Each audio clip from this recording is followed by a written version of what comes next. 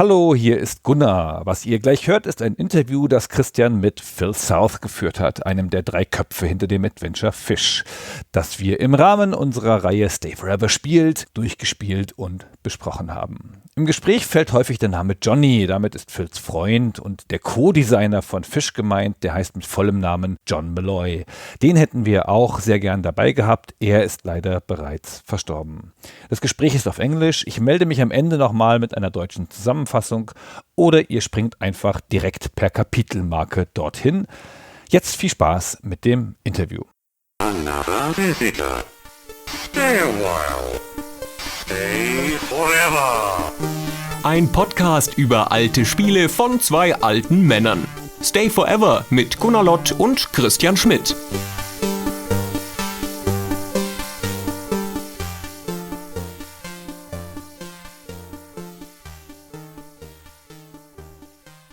Hello everyone, with me today is Phil South, one of the creators of the interactive fiction classic Fish from 1988. Phil, I'm very happy that you're here today. Thank you. Thank you for asking me. Always happy to talk about myself. My co-host Gunnar and I have played Fish extensively. We quite enjoyed the experience. Yes. And I'm now curious to learn more about the game's creation.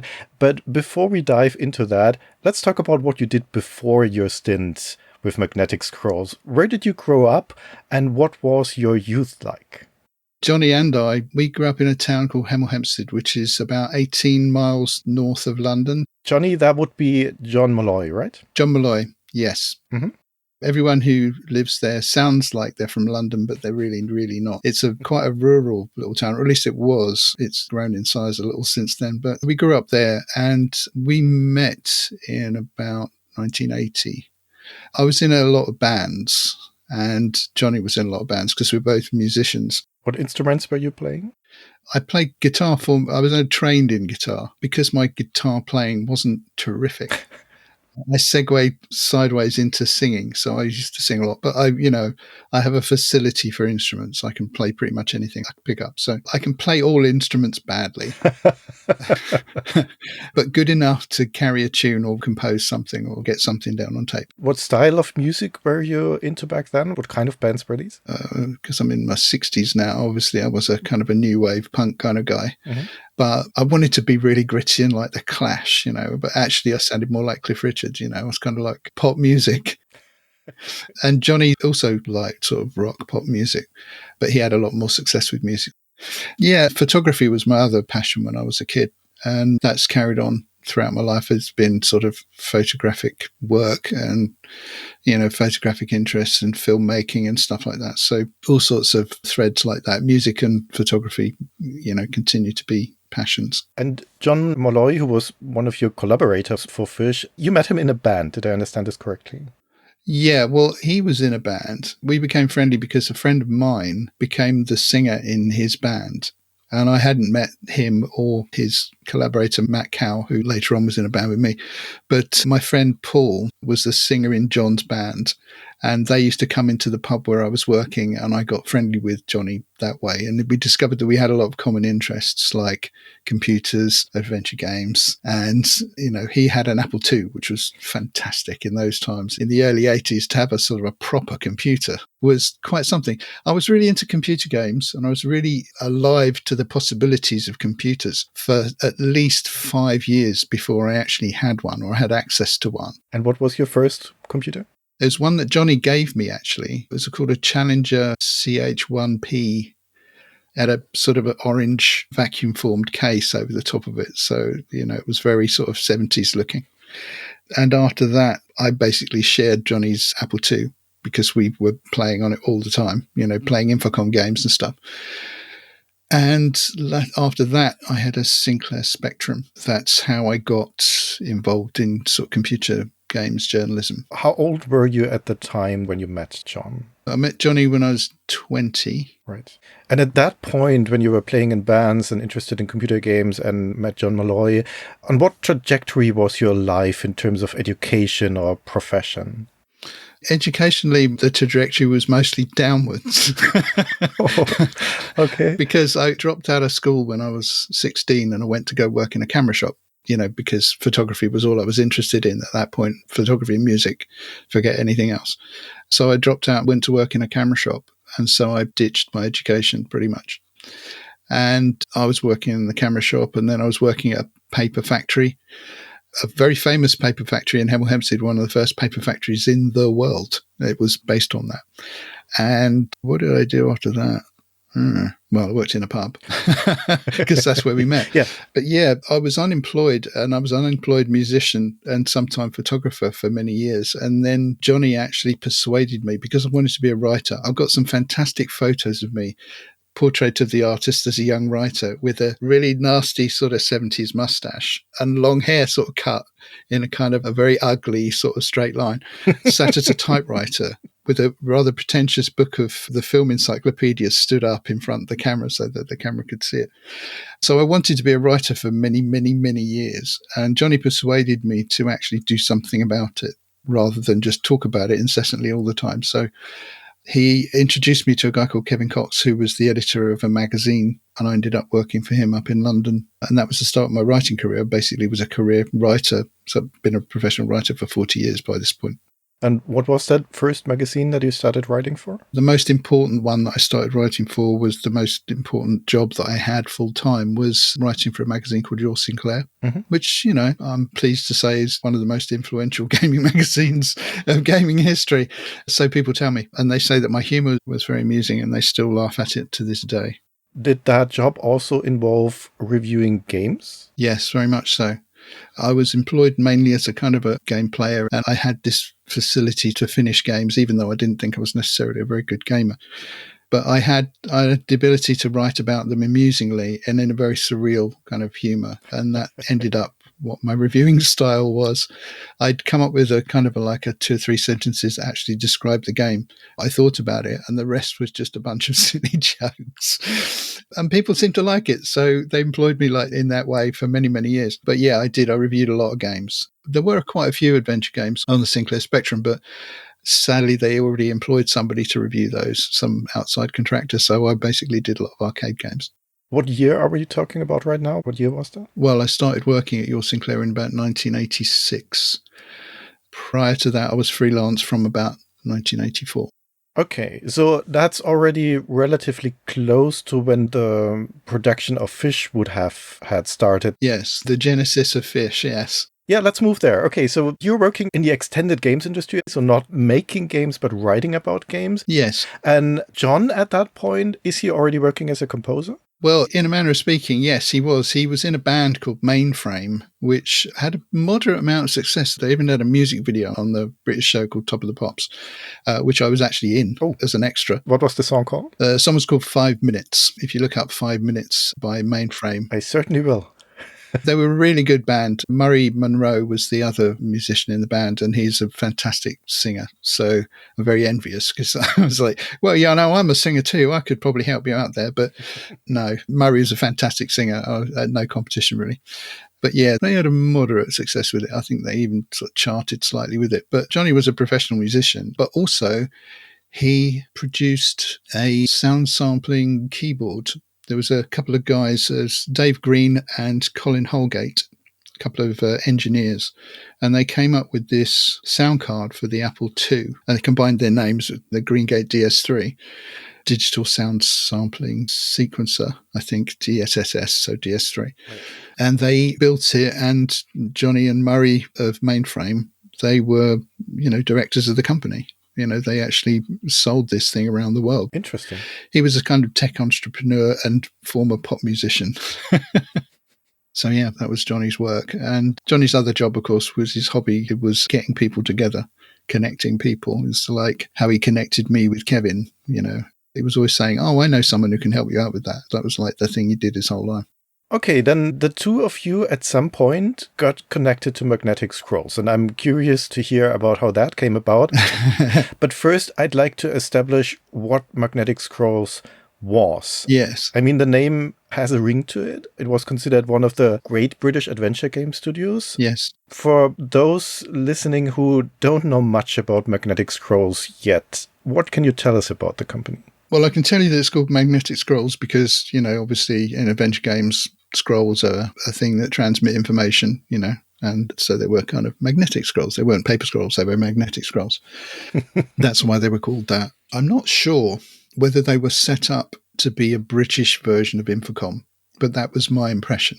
Because Johnny and I were very into Infocom games. We played a lot of Infocom games, played through the night kind of thing. We were very dedicated to it. And as a consequence of this, Johnny got to know magnetic scrolls, because one of the things Johnny was very good at doing is if he liked something like a book or a music or a game, he would get to know the people who made it, and he would sort of chum up to them and say, yeah, I'll come work at your company for free just to hang out, and this is how he ended up working at Magnetic Scrolls. So he was helping them with a lot of their games. He was sort of helping them out, sort of proofreading, and he was basically offering his time because he was really into it, Sounds like he was a very outgoing person. Yeah, you could say that, yeah. He was sort of obsessive and sort of very ADHD, I think, as you would call it these days.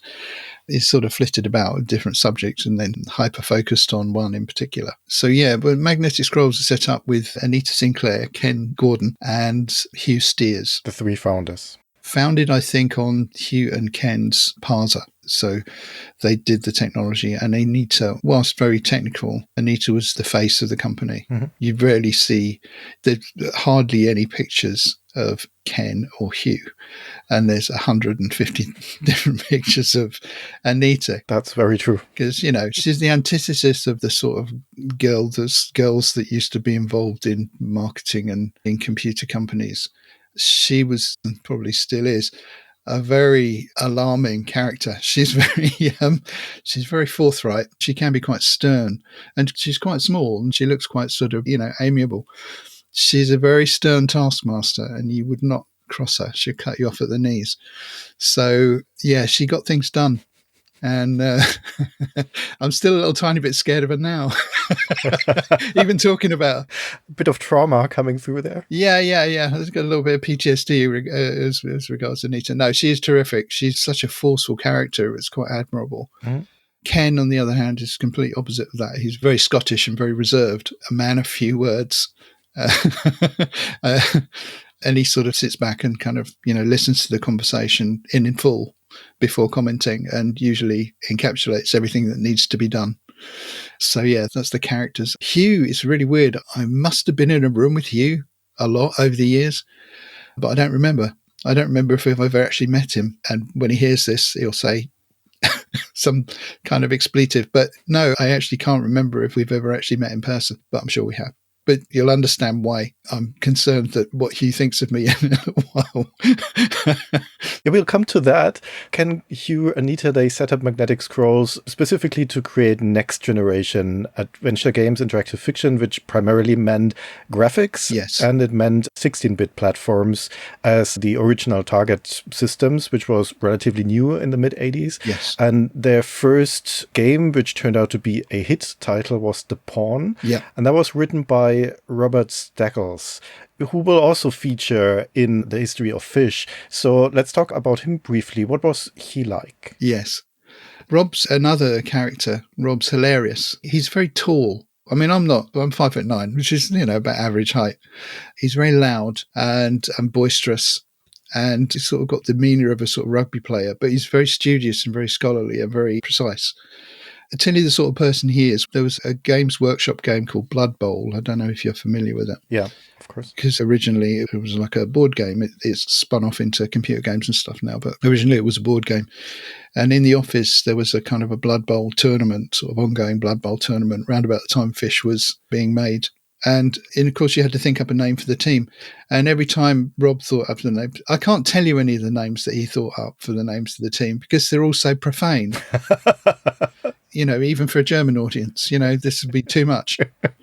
So, yeah, he's a hilarious character, but he really, man, does he know about adventure games.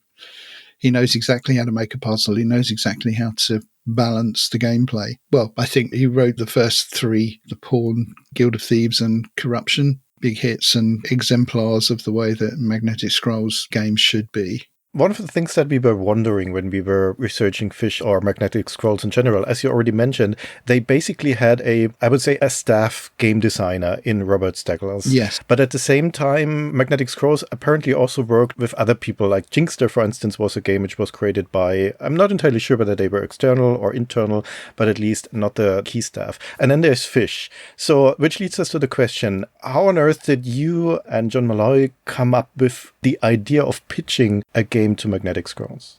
Okay, first off, I didn't know that Johnny was working at Magnetic Scrolls. I may have been aware vaguely. Johnny said a lot of words during a day, and a lot of them you kind of had to filter out, because otherwise your brain and your ears would just get filled up with words. So he told me that he was working at Magnetic Scrolls. And it's like, if anyone else said that sort of thing to you, you'd be like, wow, but this is Johnny. And Johnny was always working somewhere. It's like, oh, I'm working with Thomas Dolby's drummer this week. I said, what are you working with Thomas Dolby's drummer for? He said, oh, no, he's just a mate. We're just hanging out and I'm helping him with his drum synthesizer. It's like, how do you even know him? We live in Hemel Hempstead. How do you even know the guy? And he goes, oh, well, I just phoned him up. And so he said it all the time. He told me that he was working at Magnetic Scrolls, but I clean forgot about it. But we were talking about adventure games in general. And so one day he was travelling up to London, because I lived in Hemel Hempstead, 18 miles away from London. So every morning, in order to work at your Sinclair magazine, I had to get up really early, 5 o'clock, 6 o'clock, to get a coach, at 7 o'clock outside my house. Maybe I woke up at like 6:45 most days, but I was on that bus at 7 o'clock. So I was travelling in every day, and Johnny said, hey, could I come up to London with you? Because I'm going up. And presumably he was going to see Magnetic Scrolls. But again, I wasn't really fully aware of that.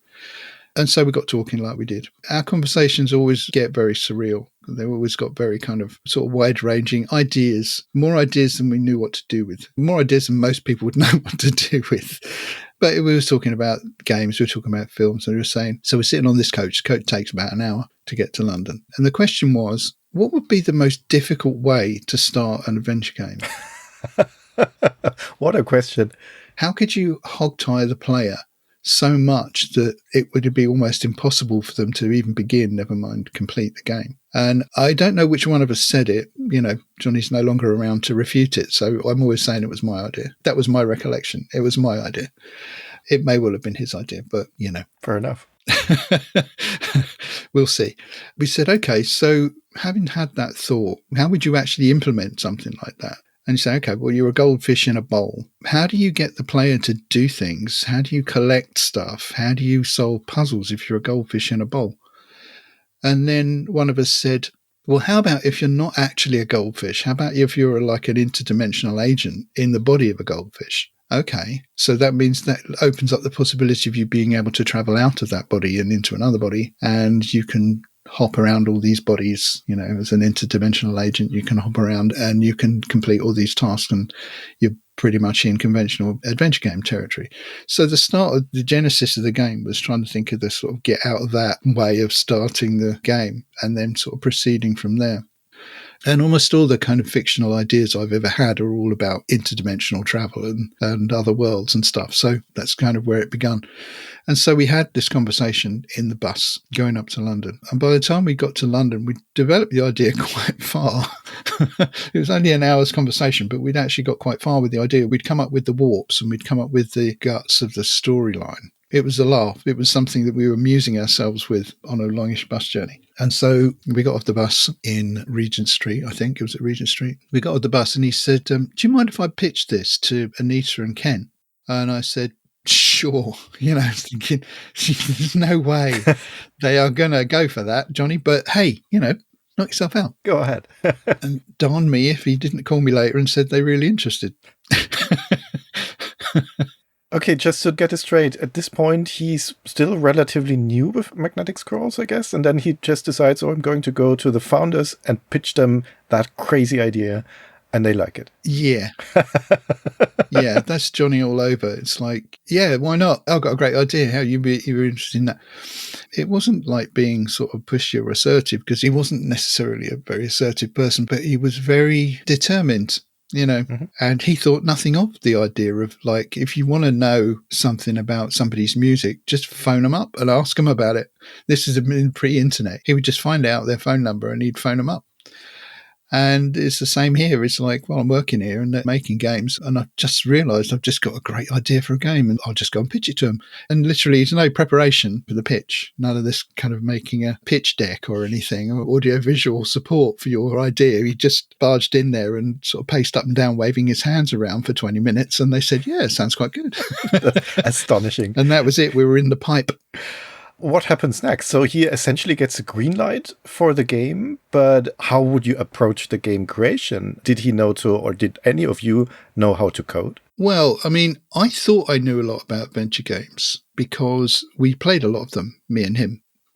And I realised when we finally got commissioned to do the game, and we are formally commissioned and we've received our advance check, I thought, well, this is definitely real. And I found out at that moment that he and I playing adventure games is a very different thing to actually creating and writing one.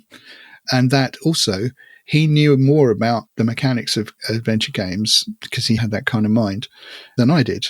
However, I knew more about writing and about creating characters and about writing amusing jokes than Johnny did.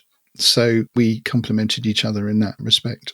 So he essentially focused on the puzzles and you focused on the writing, on the story. Yeah, that was pretty much the division of labor. I did try to come up with some puzzles, and Johnny and Rob used to look at me funny whenever I did that because they're like, that will never work. What's wrong with your brain?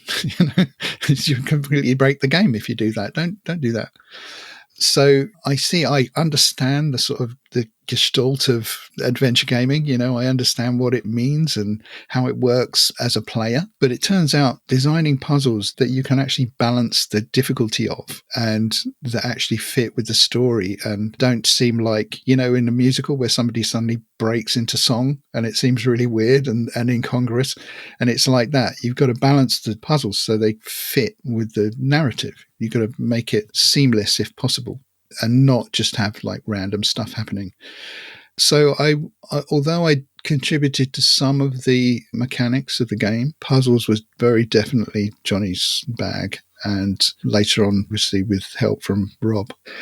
It was nice working in person because there wasn't a lot of remote working really in those days, because actually being in the office was really nice. And because I worked in London, I could go there reasonably frequently, and Johnny practically camped out there for the duration of the game. In the credits for the game, there's actually a fourth designer. There's you, John, Rob, and then there's a Pete Kemp. Pete, yeah. Who was he and what did he contribute? As to what he contributed, I couldn't say. But his role, Pete was a friend of Johnny's for a long time. They were sort of adventure game playing buddies. I was one of his adventure game play buddies. Pete was another one of his adventure game play buddies. They went back quite a long way. And when we pitched the game, Johnny said, would it be okay if Pete was involved? Because I'd love him to be involved because he's an old adventure gaming friend and I think he would contribute a lot to it.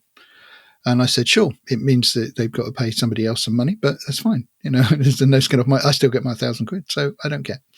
Pete was on board. I don't know whether Johnny actually said this or whether it's just my memory of it, but he said he was primarily sort of sounding board and contributed some things to the puzzles because he was he was a veteran. I think Pete, like me, found out quite quick that playing adventure games and creating them are two entirely different things.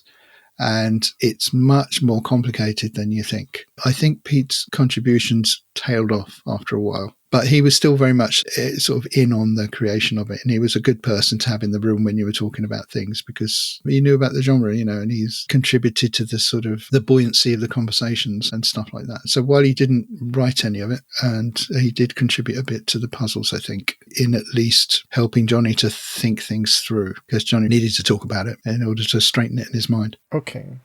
Magnetic Scroll's offices were in London. What do you remember about them? What were they like? Southeast London. It's a very sort of Jack the Ripper sort of Victorian kind of neighbourhood.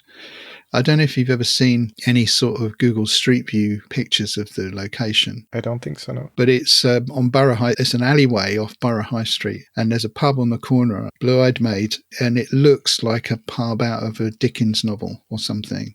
And so on a winter's eve, if you're travelling down, you travel down by train from central London, go to southeast London.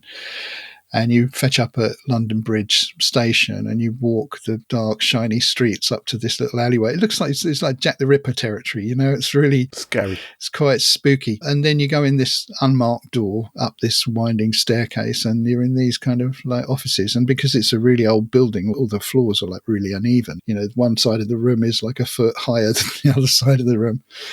You can see the black timbers in the office, you know, because that's the way they do it. They paint the ceiling white, but they paint the timbers black. And in the corner of the room, there's a giant sort of thing that looks like a fridge, which is a VAX Unix computer, which is what they run all the dev tools on. Your work computer, would that have been a terminal for that VAX, or did you have a... Yeah, it was. It was a terminal. I think we had Xen, which is XEN, I think. Mm-hmm. Unix terminals for the VAX. So all the development was done on that. I mean, there were domestic computers in the room to sort of test builds and stuff, but generally speaking, all the work was done on the main computer. Yeah, so we're in this kind of like Shakespearean setting with the white walls and the black timber beams and the VAX humming away in the corner. And then there's a couple of doors. Mainly it's a big room with the computer, and then there's a alcove in the back where we used to play Blood Bowl. And there's a bunch of desks around the room. Ken usually was sitting in the corner of the room at his desk. Anita had her own office because she had to make a lot of phone calls and had to close the door. And I don't know where Hugh was. Hugh's going to kill me when he hears this. It's just so I don't remember. Hugh Steele, I don't remember him at all. I don't even know if I even met him. Who is this guy? He must have been around. No, I don't remember if Hugh was actually working there or whether he was. Maybe he was just never in the office. Maybe he was like a 9-to-5 guy because I used to come in mostly in the evenings. But you'd see the game on screen as a text file, but actually the source code, the text of the game, generally speaking, was printed out, and they had these big line printed, you know, with the green lines on it and the holes down the side. Mm-hmm. There was this big listing, and you could read the game by reading through the listing, and the listing was a massive sheet of paper. Yeah, there must have been a lot of paper. Yeah. So yeah, and you'd read through that, and that's how you'd sort of proofread it, and you'd make adjustments to it on the terminal. You'd go to the bit of the source where the problem was, and you'd type it in. Did you have a design document of any sort or a storyboard or something like that? I think from our conversation, Johnny wrote a sort of treatment, what they'd call in movie terms a treatment, which is kind of a few pages of rough outline of the sort of style and the plot lines. I mean, we didn't sort of construct it before we started building it. We kind of built it as we went. So there wasn't a kind of a story and all sort of notes about interactions and interactivity and branches or whatever. There was none of that. We evolved it on the system. It's like going into the recording studio and saying, okay, well, we're going to record the album. What's the first song going to be? Okay, well, I've got a drum beat. And match the rest of it around that. You know, it was really like that. It was kind of improvisational. I mean, we knew where we were going with it. We had a fair idea of where we were going to end up, but nothing was precisely written down. And Johnny had some notes about things that we should do. And then we basically wrote it all up from that.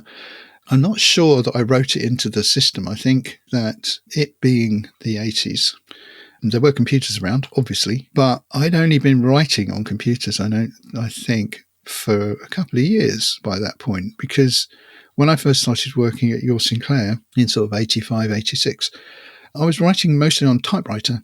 It's easy to think that, you know, we made things like this by bashing all the code, bashing all the words into a computer and then saving it. And that was that. No, what actually happened is I would type something on my typewriter at home. It was already printed out because it's a typewriter. I would type it all up and I would either take it into the office or I would give it to Johnny and he would take it into the office and he would type that in to the system. So it's a very manual process. I remember that for magazines, and particular gaming magazines in that era, layouting an article typically involved cutting paper with scissors and then gluing it to a piece of paper. Yeah, very much so. I guess that was the same with your Sinclair. Yeah, absolutely. It didn't change for many years. And we had another magazine called Mac User, which is a British version of an American publication. they introduced the concept of what was called desktop publishing, DTP, which is a buzzword around about then, where everyone was like, oh, DTP, you can do it all in the computer and just print it out. The future. Everyone was very excited about that, but not so much the art people who were employed to cut the pieces of paper up. But yeah, the way we made magazines was we type on a typewriter and someone would approve that. So you type it in to approve the copy and you'd get it printed out, and then you'd send that text to a typesetter, and they would typeset out columns of text in the manner that they were asked to. And then the art editor would get a scalpel and cut the bits of paper out and stick them on a board. And that would then be photographed, and that photograph would then be embossed onto a metal plate, which would then be used to print the magazine. And it sounds really antediluvian and prehistoric when you talk about it now. But that was the way things were done. And I think it's really good if you come up through an age that does things manually like that, because it gives you a real appreciation of digital tools. And I think it improves your use of digital tools as well, because you kind of bring in an analog sensibility with you. You know how these things are made by hand, so making them automatically is really easy to get something good. So yeah, it was a very manual process involving typewriters and paper and pens. Circling back to your collaboration, if I understood you correctly, it was John primarily whose task was the digital creation of the content, bringing it all together, writing the code or putting stuff in the computer. Yes. And typically for adventure games, there is the game's logic, which is the map, for instance, the rooms, the items, and the puzzles. And then there's the narrative, the plots. In order for these things to come together organically and really fit together, there must be some kind of conversation going on. So the stuff that you wrote needs to be translated into something that works from an interactivity point of view for the players. And the same thing the other way around. The puzzles that John comes up with, they need to be embedded in the narration so that they make sense. Yes. How did the two of you work together in that regard? Yeah, it was kind of interesting because Johnny knew how it worked, and he knew how to kind of steam ahead with the creation of everything that he could see in his head. And he tended to do things in really long sessions. And so he'd sort of go in first thing in the morning and he would rough out the areas and type in some of the text. Because, I was a writer, but Johnny wrote quite a lot of it too. There were a lot of Johnny's jokes in it. A lot of our mutual jokes, because we've just word playing all the time. But the bulk of the writing was mine, and Johnny wrote quite a lot of it too. And some of it, I think, was Rob Steggles. So I think Rob did a few things as well. But the back and forth with that, Johnny would rough it in sort of technically and put in some text, some sort of temporary text to kind of join it together. And then I would probably come in or he would say, we need a piece. He'd phone me up on a landline and say, we need the bit of text describing, the forest, or we need a few jokes in here. And I would type them up and take them in. Or I would go in and I would type them live into the source code, which was the preferred method, because then I could kind of read what had come before and came after, and we could sort of work on it. But it was very important that there was collaboration in that process, because, and I know this is true because I fell foul of it a few times, where I would treat it like a writing project, when in fact writing an interactive fiction is not the same as writing a piece of fiction. Everything you say, everything you do has ramifications further out through the tree, so I was constantly, there was an incident which I talk about a lot, which is what I call the bouncy puppy incident. And Johnny took me out. So he said, we got to talk. And I said, okay, let's walk and talk. Johnny was a pacer. He paced a lot. And he was, obviously there was something on his mind, but he wasn't telling me for some reason. And he was sort of making sort of random sort of comments about, how's things. And I was saying, yeah, so is there something on your mind, Johnny? You seem a bit agitated. You seem almost angry. It's very odd, very strange to see him angry. And he was furious with me because I wasn't putting in the hours to the game. Him and Rob were toiling away, constructing all these boxes and connections between them. And I needed to step up and contribute some solid text. But because I was working on the magazine, I was distracted. And I thought, at the end of the day, I don't really want to go and do another day at Magnetic Scrolls. I'll go home. And he said, yeah, you're not putting in the hours. We need to finish the game. We need to get, progress with the game. It's the only fight we ever had about it. And I said, okay, no, fair enough. No, you're right. I'm not putting in the hours. I'm being slightly lazy and I really should step up. So I did. I went into the office and I spent, I think it was 2 nights in a row, going through the entire source file, putting in jokes, adding a little scene here and there. I even added a room. I don't know. I can't remember. I added a lot of stuff anyway. I banged in a lot of text. And every once in a while, I'll be looking at the game and I'll see a bit of text. And I thought, that's from that time I banged in lots of text. I remember that distinctly. I'm very pleased with myself. I went home and Rob and Johnny came into the office and they were like, what the hell have you done? What the hell have you done? They're throwing up their hands. It's like, when I was typing it, I was thinking, oh yeah, it's all right. If it's wrong, what I've done, someone will fix it. Some poor sap will have to fix it. And the poor saps who had to fix it were Johnny and Rob, because it's a bit like I was writing over their code, I was sort of like writing over the top of what they were doing.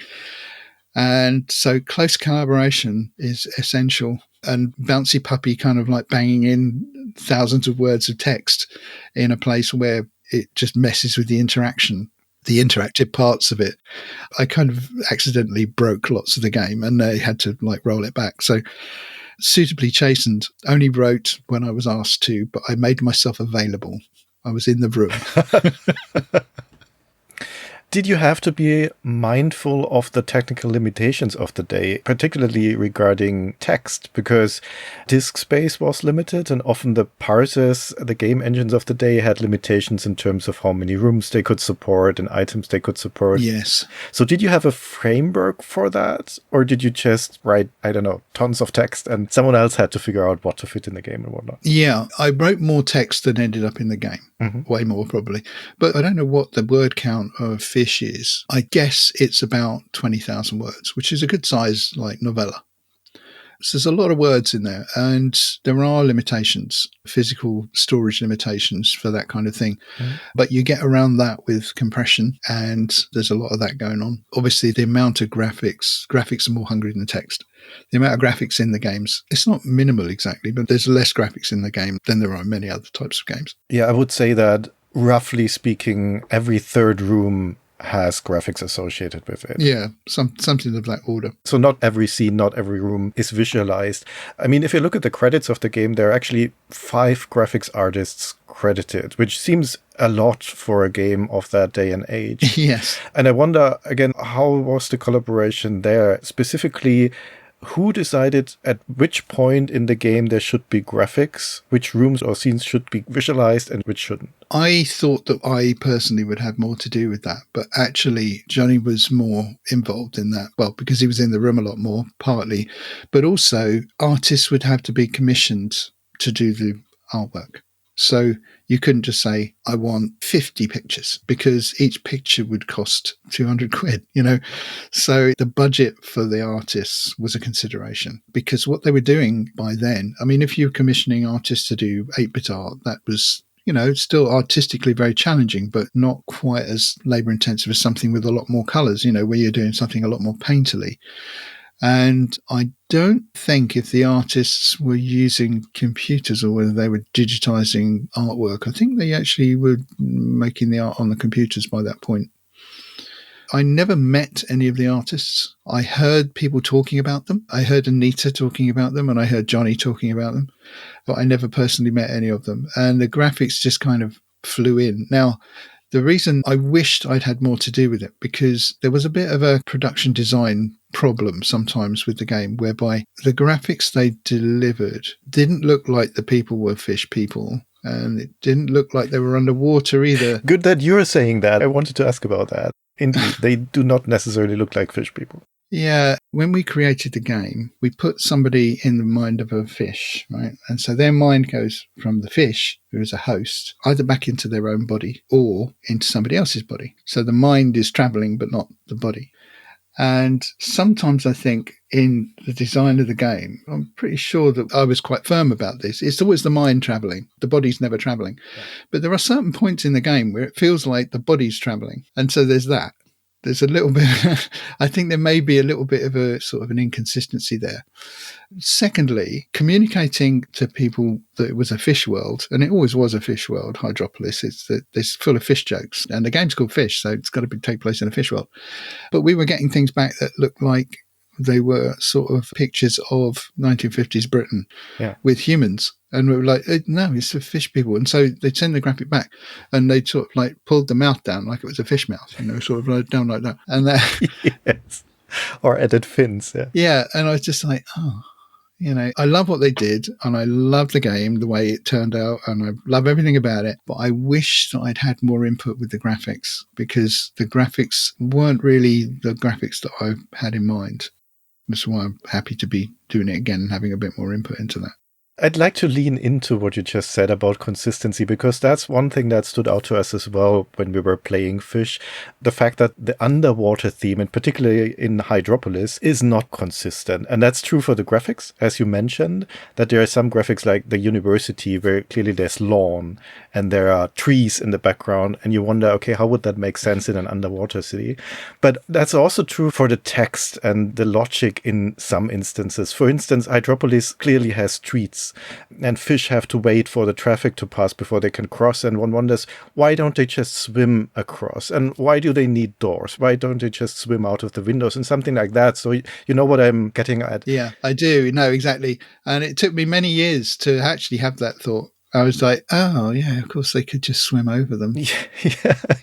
Why do the cars have to wait? Because they could just drive over the top of them. They could just float up. Right. Or something like the underground, like the tube. I mean, if the trains were really running underwater, wouldn't they push such a huge amount of water in front of them that the current would flush out everyone who's on the platform? A gigantic plug of water being pushed ahead of the train, which would wash everyone off the platform. Indeed. Yeah, the compromise I came to when quizzed about this is that Hydropolis's water is, well, it's an alien planet for a start, or it's another dimension. The water is very thin. It's like a cross between air and water. And you can swim in it. It takes a lot of effort, and you've got to have like wing-like fins in order to do so. So yeah, it's like air, but like really thick, or water, but really thin. And that was the conclusion I come to. Yeah. But yeah, you're right. There is a lot of inconsistencies. But then I think if it's like suspense of disbelief, isn't it, in other media? I don't believe that cartoon characters and human beings can exist in the same plane of existence, but for the purposes of this story, I'm going to suspend my scoffing of that and just enjoy it as a piece of fiction. I would agree with you if it was a piece of linear fiction, but we're talking about an interactive game where it's important for players to think about the logic of the game world in order to then come up with suitable solutions to the puzzle. So I understand the suspension of disbelief, and for a large part that works in Fish. It's by no means a critical thing. It works quite well. But sometimes it scaves against the logic of the puzzles, or at least what I as a player would think should be possible and then turns out isn't possible. Yeah. It's true. It's all true. And it is, despite my protestations of, you should suspend your disbelief, it was a mistake. So it's like, it's not, it's something that had we had a little bit more time, and had we had a little teeny bit more control over the workflow, I imagine that we probably would have ironed it out eventually. But it's one of the reasons that I wanted to do another one, because there's a lot of things exactly like that I thought, yeah, that wasn't quite right, was it? It needs to be more consistent, it needs to be more, well thought through. And I've had quite a few years to think about it now. So, well, it was your first game. And I mean, given that, it's a tremendous achievement, because there's lots and lots of things which work really well in Fish. And that's also true for the puzzles. There are some puzzles which we really liked. For instance, you will remember the book puzzle, where in the library there's this book which contains all of the items which we've seen in the previous warps. Yeah. And then you have to rip out a page and materialize one of these items using the protocopier. And we thought that was a brilliant meta level puzzle, because it even involved the numbers which we guessed were the internal item numbers of the game. Yeah, Johnny did some amazing things with the puzzles. I mean, puzzle-wise, it's quite a challenging game. It's not easy. Yeah. And I've played it before, and I was in the room when it was made, and even I have difficulty playing the game and remembering how things work. So, it was quite complex. And the final puzzle particularly was very wide-ranging and complicated, I seem to recall. balancing the hardness of puzzles and balancing the flow of puzzles within a narrative is quite difficult. I discovered it's not something that you can just walk into. Yeah. And it takes a lot of time, and you've got to have a lot of big brains in the room. That's why I was so thrilled that we had Rob in towards the end, towards the middle, because I think Anita realised that Johnny could do it. I definitely couldn't do it, but Rob could definitely help us do it. And he brought his kind of massive amount of experience. He was very classy about it. He didn't change too much of the game. He didn't sort of try and put his stamp on it. He was just there to help us shepherd it into existence. So he was an editor, essentially? Yeah, well, he's sort of like technical editor. And also just because he understands adventure games and Magnetic Scrolls adventure games so well, he had to be involved because he would be able to say, well, you can do that, but it won't work as well as if you did this. And we'd say, yeah, you know what, that's really good. If only we'd thought of that. So, yeah, it was really good having him there because my sort of wild flights of fancy, because as a fiction writer, I'm not a planner. I just start writing and see what happens and then go with it and then go on a second draft, make it look like I meant it, make it look like I actually intended it to be that way. And so it was with Fish, it was very sort of improvisational. And the problem with that is you improvising with hard scientific systems like a parser and a very rigid system of interaction. You can't be too free-flowing. So it was always good when you've got people like Johnny and Rob in the room to say, yeah, you can't do that. You can't go off there because there is nothing beyond that line of trees. That's where the world ends as far as you're concerned. Yeah. It has to be a balance of creativity and technical knowledge because I did try and break the boundaries of what's possible and they told me when that was not possible. A lot of the kind of technical invention with puzzles and stuff, I'm pretty sure that was Johnny because he had the most bizarre ideas. And even Rob would say, look, Johnny, that's technically possible, but that's really strange. Why would you want to do that? And Johnny says, no, follow me along for a sec. I think this could work. And 9 times out of 10, you persuade him it was a good idea. Do you remember whether there was rules at Magnetic Scrolls of what a Magnetic Scrolls game should and shouldn't be? Certain things that you had to do in order for this to qualify as a Magnetic Scrolls product or stuff that you weren't allowed to do? I don't remember there being anything we weren't allowed to do. I think they'd done a few games by now. And they'd attacked a few different genres and they developed a real sort of working unit with Rob and the artists and they developed a house style, so to speak. I think saying yes to Fish was an effort on their part to do something random and sort of experimental and not just proceeding like they had before. Bringing in people like me who didn't really know how it all worked, on a technical level. I mean, I understand how it works, but my brain doesn't work like that. I can't make stuff up that fits within those boundaries, So I think it was an effort on their part to branch out. So I don't remember there being a house style. I mean, there was rules for how you could put stuff into the source code and there was rules for what you could and couldn't include. Like I wanted to have sound effects and stuff. And they said, well, yeah, it's technically possible, but it eats memory. So, the same with music, although we did have a piece of music in it. Johnny composed a bit of music, but there's limitations. And I think we were told when we were straying outside the bounds of the sort of budget or the technical limitations, but anything else was fair game. We could pretty much take it anywhere we wanted. The game has a somewhat unusual structure, I feel, because there's roughly 2 halves. There's the big Hydropolis main game, I would say. And then there are the 3 initial warps, which can be played independently of each other and in any order. Do you remember why you decided to structure the game like that? I don't know if there was a reason, sort of a scholarly reason why we did that. I think it was just something we just liked the idea of. I wanted it to feel like there was a lot of different worlds that we could go to. And we didn't go to that many worlds. We went to a lot of places, but we didn't go to that many worlds. And I wanted there to be more. And we didn't quite get to that. One of the ideas that I said, let's have 100 worlds, and and they said, no, you can't do that because there's not enough room in the computer, not even in the biggest one. You can't do that.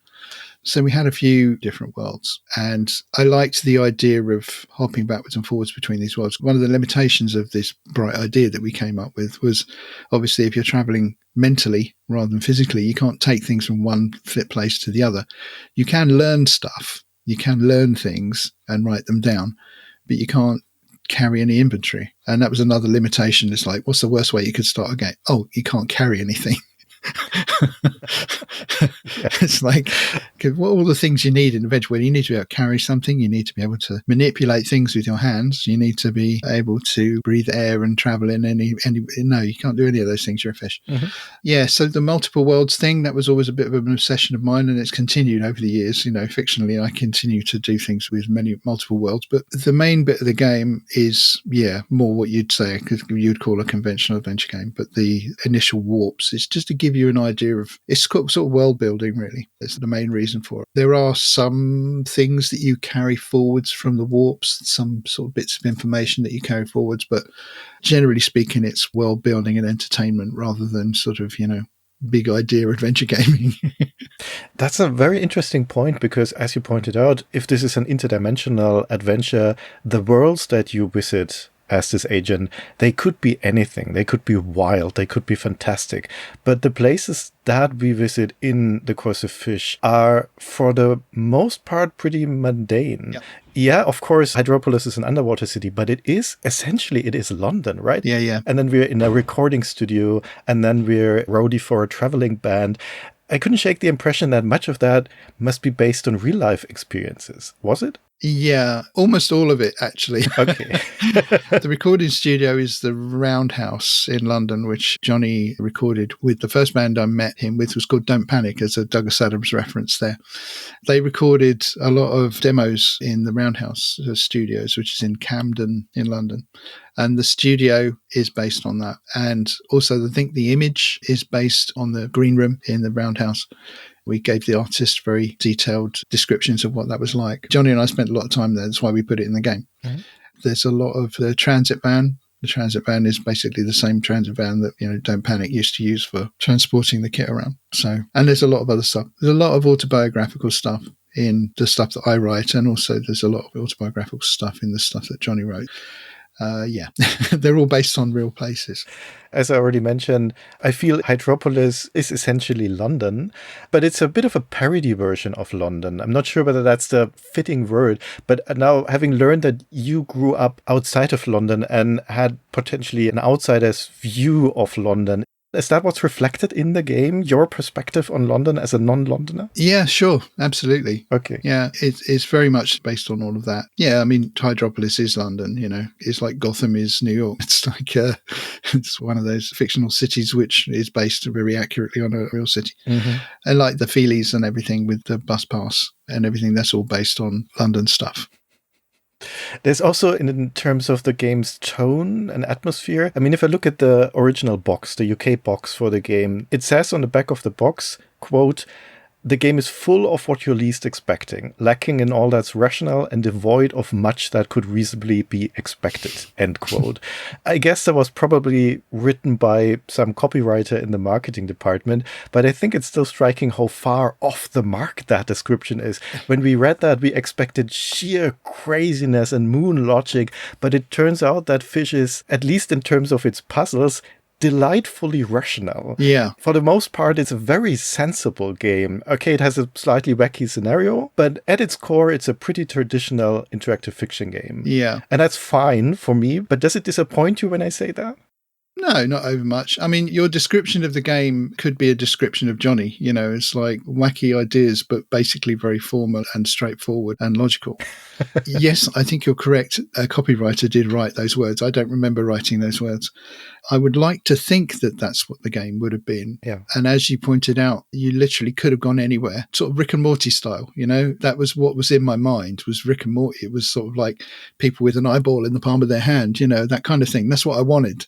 I wanted it to be a lot more wacky and wide ranging. But as you also pointed out, space was limited. So you couldn't really have that many worlds. And I did want to do that. I did want to go more wacky. And I guess in terms of what they said we couldn't do, one of the things we couldn't have is infinite space, despite the fact that we wanted it. So I think the blurb reflects the attitude of the game and the intention of the game. It doesn't necessarily reflect the reality of the actual game. And it is kind of conventional and logical. I would have pushed it further had I had the scope. Well, oftentimes the adventure games which are not that rational and are more crazy, like the Hitchhiker's Guide to the Galaxy, for instance, you mentioned Infocom games. Yeah. And that pushes the logic that is required to some of the puzzles, which ultimately makes it less fun, I would say. It's more frustrating. So Fish being more traditional in the sense of the game's logic and the puzzle logic actually works in its favor, I feel. Yeah, I think there's certain times where in adventure games where I'm not sure if this is Hitchhikers. Hitchhikers was a big influence on us. Hitchhikers in general, as well as the Infocom game, and Douglas Adams, very big influence. It's not so much about the logic of the games. It's about when people use kind of like humor in puzzles. Like the solution to the puzzle, you're using the wrong word because the word is a pun, or it's a homonym. It sounds the same as the word, the same as the object, that you have to use an actual pear, like the fruit, rather than a pair of anything. That kind of thing. Mm-hmm. Like the crystal tuna that we have in Fish. Yeah. And you have to tread carefully with that kind of thing. It's fun and it's funny. Yeah. But it can stand in the way of people's enjoyment sometimes when they think it's like they groan instead of delighted surprise. They sort of groan when they find a solution, like a bad pun. Johnny and I loved a bad pun, don't get me wrong, but you have to sort of balance it very delicately. It's got to be funny, but you don't want to be that guy at the party who's just being funny all the time and it's starting to get boring. Speaking of humor, who do we have to thank for all of the fish puns in the game? That would be both of us, because one of the things that we did almost all the time was puns. We just used to say puns all the time, and there used to be like pun marathons. There's a scientist we know called John McNulty. He's a mutual friend of mine and Johnny's, and him and Johnny used to be on the phone to each other, and they just converse in like puns. So someone would start off with a sentence that sounds like it should be like a normal phone conversation sentence, but there's a fish pun in it, or there's a bones pun in it. And then the other person would continue with other sentences which also have a bone pun in it or a fish pun in it. And they would carry on for like 20 or 30 minutes, and you're listening to one end of it. I'm hoping that McNulty's puns are better than these ones, because these are really terrible. But yeah, punning was a very central to our sense of humour and to wordplay in general, actually. So yeah, that was a thing. That comes through in Fish. I'd like to stress that that's something that we enjoyed. I mean, it's lighthearted humor, and it's not just puns. There's all sorts of humor in Fish, not just in the game, also in the manual. And all of that is really enjoyable and works very well. Glad you liked it. Yeah, we did. You mentioned earlier that not just did you not have the space to extend the game indefinitely, you also didn't have the time to do that. Do you remember how long Fish took to be created? I don't know for sure. My recollection of the actual timings is hazy, but I think we had something like 18 months to do it. That's a long period. That's from memory. I'm just sort of thinking back to the first meeting, and I'm pretty sure we had about 18 months to do it. It may have been less than that, but the thing is, it takes a longish time to write, just purely type that much text. 25,000 words takes a wee while to type, and to think it up as well takes a little bit more time. And then to figure out how all the parts of it interact together and how many bits branch out to other bits. It takes at least 10 times longer than you imagine to do that. So yeah, 18 months seemed like a long time. It's like, we've got to wait that long before we can see the game. No, you fill that time quite amiably with working on the game. Yeah, I believe it was about 18 months. So it came out in 88, means we must have started it in 87. I'm asking that question also from an economic point of view, because you mentioned that you got an advance when you started the game. Yes. And typically that would also include a contract, I guess, and a time frame at which point the game, a deadline, so to speak, at which point the game should be finished. Yeah. Were you paid throughout this process, or do you remember what you got, or how much you were paid in general? Yeah, I was paid £1,000. Overall. I don't know what that is in 1988 money, but dare say you could look it up on an inflation calculator. That was a lot of money in those days. I spent the bulk of mine on an Amiga, because the Amiga 500, I think, had just come out. Yeah. And I walked over to Commodore's headquarters in London and picked one up and handed over the cash. So yeah, with £1,000, I wasn't paid throughout the writing of the game because I already had a job. I had a day job working at the magazine, so they'd already kind of recompensed me for the game. And actually, I think that's really the only money I saw from Fish. So there weren't any royalties or anything like that? I don't know if we ever actually broke even, but they must have sold some games. But there's reasons for that.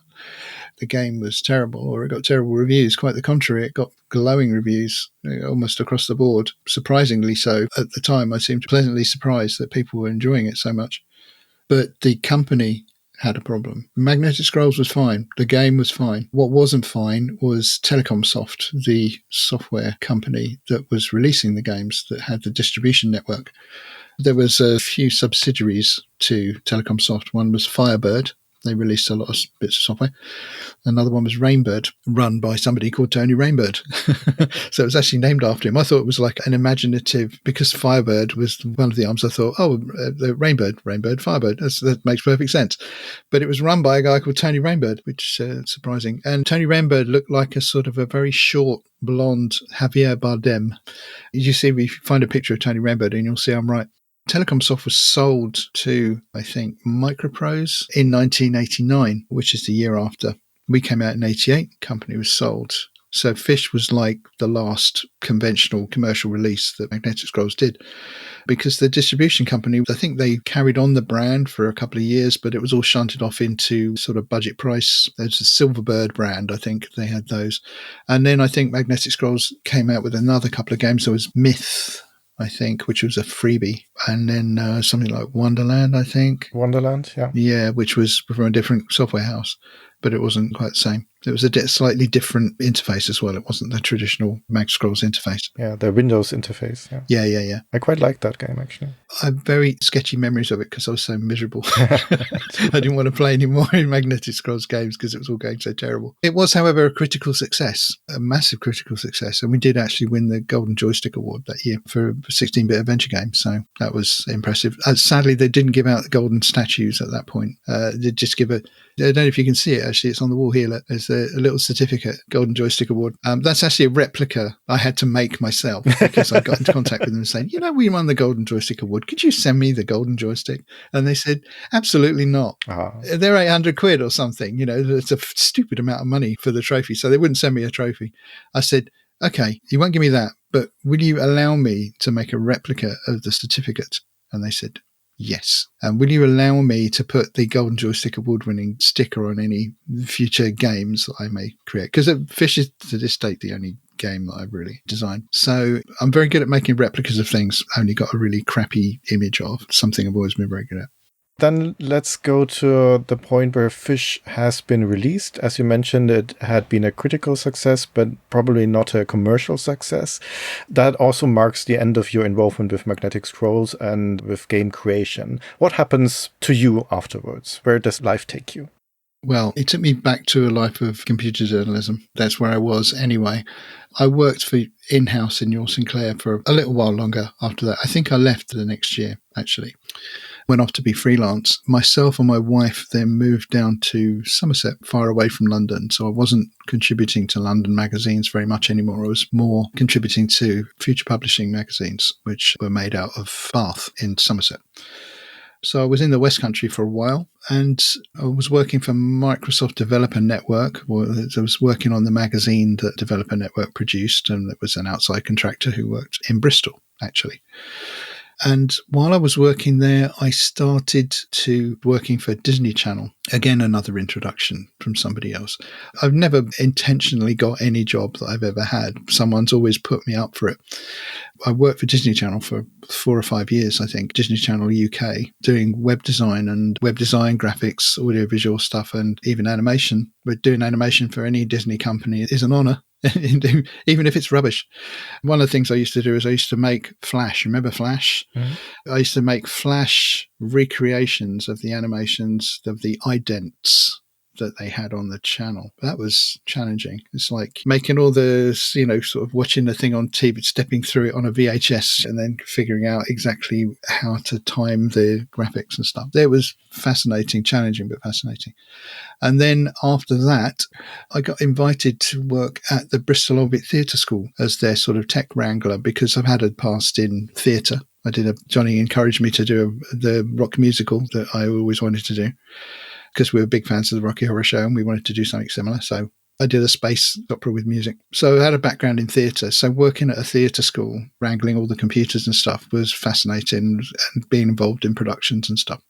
And I ended up teaching first-year technical students how to make films because my background in photography, I understood all those things. Even though I'd never worked in the filmmaking industry, I understood the process, and I could get them familiar with cameras and teach them how to make films. But I'm a film buff anyway, so I know how to make films.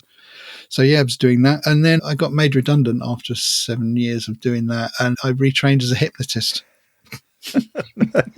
Okay. Going all over the map here. Yeah, retrained as a hypnotist, and I thought I was going to change the world by selling my hypnosis courses. That didn't happen. But then I started with a guy called David McCandless, who's a famous data journalist and international speaker these days, and who employs me regularly these days to wrangle his social media.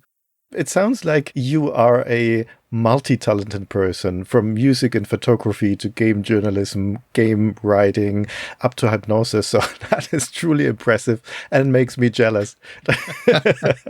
Who knew? But the interesting thing is that when we got in touch, Phil, you teased that you are working on a sequel to Fish. Yes. And that got me really excited. So tell us about that. Yeah, as we've mentioned, possibly, Johnny passed away in 2018 after a longish illness. At his funeral, which is like a lot of funerals, I think people find, they're a much more joyous occasion than you would expect, given the fact that somebody died and you're supposed to be sad about that. And you can be sad about that. They're surprisingly joyous because everyone gets together who knew the person, and you sort of meet people you haven't seen in a long time, and you reminisce, and it's generally a celebration, albeit a slightly bittersweet one. So at this event, I ran into all sorts of people I haven't seen in a long time, one of whom was Ken Gordon. I'm delighted he turned up for Johnny's funeral. That's really lovely of him. But we had a brief conversation in the way that guys trying not to show their emotions do. We parted amicably and after reminiscing. And then on the way home, my daughter was driving me home because this was up in London. And by this time I lived in where I live now in South Wales. And driving back, I was thinking about talking to Ken, and I was thinking about Johnny, and I was thinking, I really could do another game. I'm not sure I could do it on my own. I could certainly write it. I could write the hell out of it, but I don't know whether I could turn it into an adventure game. So I thought about it a lot. And then I got in touch with Ken via LinkedIn. And I said, I really want to do a sequel to Fish. It was a celebration of Johnny and all of that. And he said, no, I don't do that sort of thing anymore. So I said, but I know a man who does. And that would be Hugh Steers, one of the founding members of Magnetic Scrolls, is still making adventure games. And he's actually retooling the old adventure games for modern platforms because obviously none of the old platforms are really accessible to normal people anymore. So that's used his Strand Games. They're refurbishing all the old games for mobile and computers and doing a very sterling job of it. And so I got in touch with Hugh and he said, that's funny you should get in touch, Phil, because we're just about to do Fish. We're just about to do refurbishment on Fish. It'd be good to have you in the room for that. I said, yeah, sure. I'm happy to contribute anything I can. And I said, I'll tell you what, though, Hugh, I got an idea for a new one. And he said, well, sounds good. Send me a document. It took me a while to evolve the document, a wee while, many years, in fact, because I was also working on a novel. I was writing a novel at the same time. And, that's me. I can't do only one thing. I've always got to do multiple things at once. But eventually I did get the idea across to him and he said, yeah, this is perfect because you've left it long enough that we've now got a new engine that we're working on, and it would be really good to have Fish 2 to be the first game on this engine that we've developed. And I said, that's really good. I'm really happy with that, and I will continue to write the game. And then COVID hit. And I spent like a year and a half, 2 years, like staying indoors and being terrified of going out. And I thought, is anyone ever going to play any adventure games or anything anymore? Is anyone just going to be cowering in their homes? Here in Wales, they had cars going around with big loudspeakers on saying, stay in your homes. It was like a dystopian fiction. So I thought, I'm living in a dystopian fiction. I don't particularly feel like writing one right now.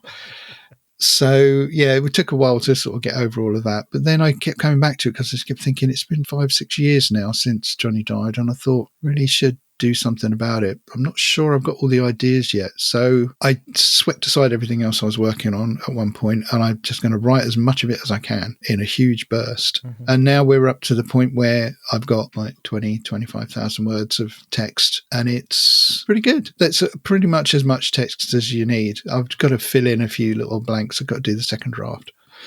And also I've got Hugh, the originator of the Magnetic Scrolls original interpreter parser, helping me figure out how to turn it into a game. So it's very much a Magnetic Scrolls game because it's got me and it's got Hugh, and it's going very well. And the material is terrific.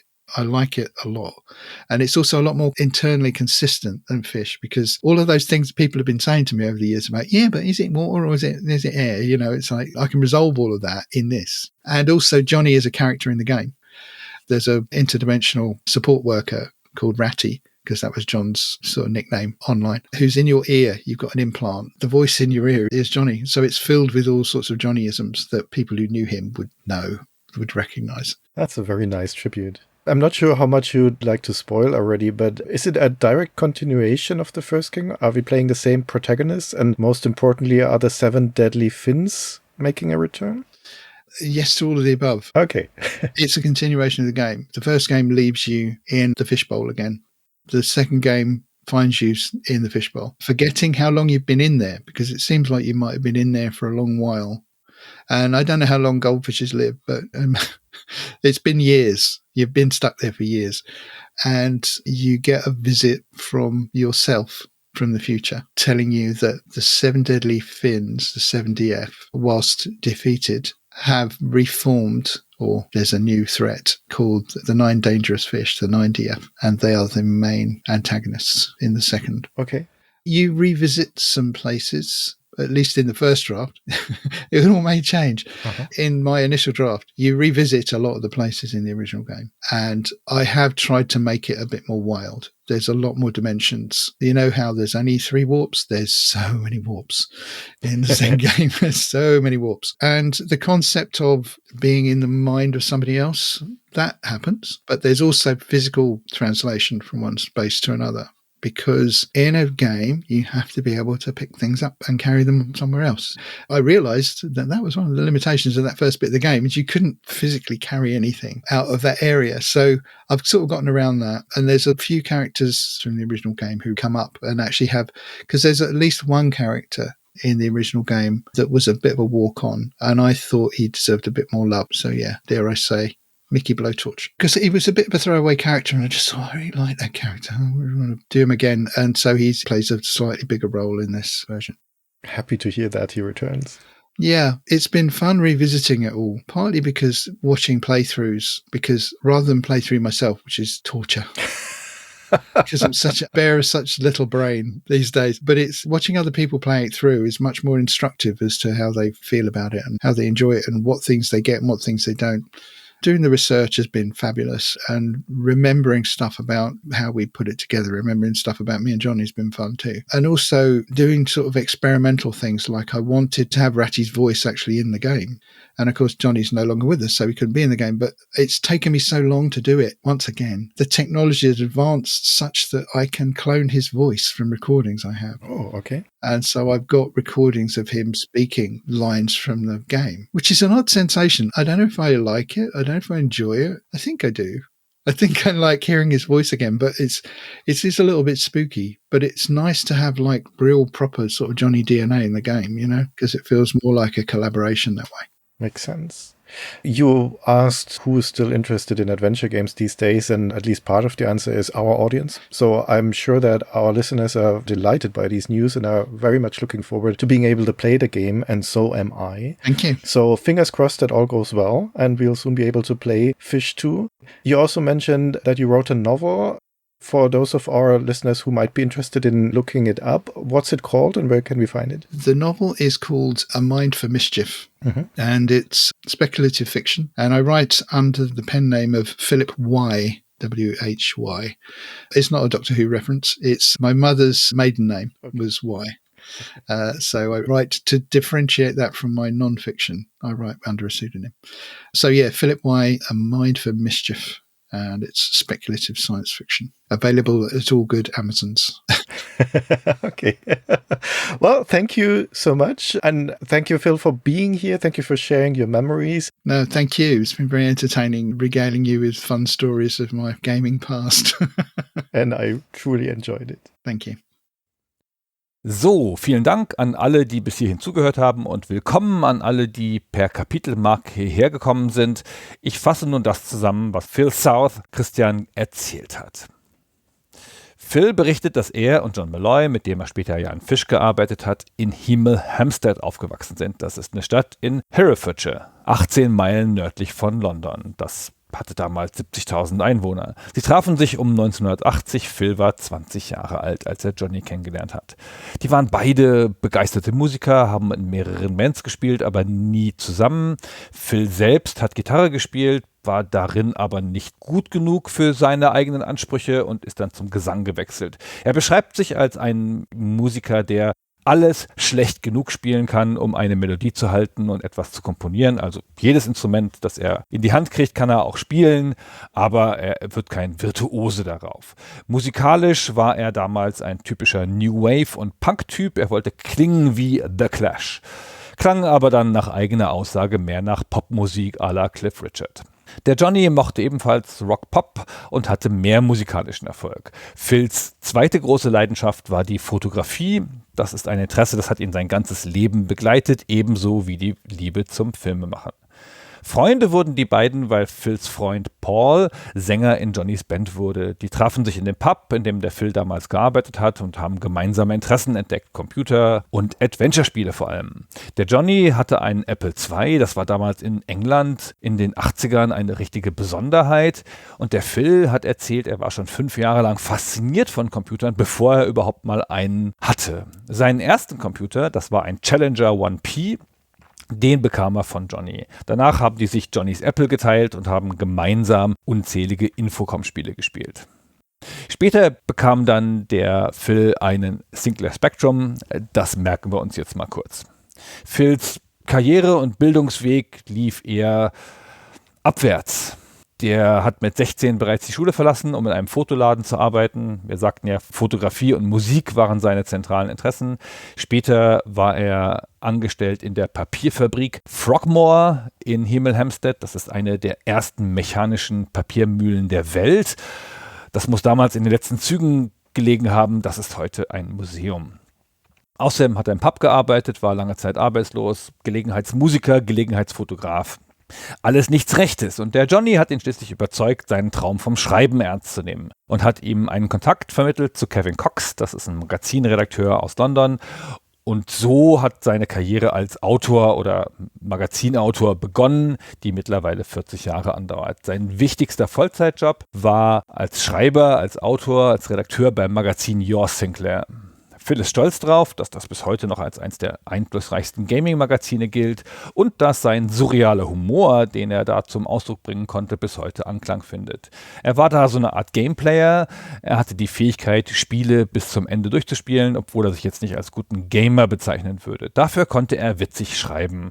Und sein Stil war folgendermaßen: Der hat in 2-3 Sätzen das Spiel treffend beschrieben und den Rest der Seite dann mit albernen Witzen gefüllt. Das kam wohl gut an. Er hat viele Spiele rezensiert, auch Adventures für den Spektrum, obwohl dafür eigentlich jemand anders zuständig war.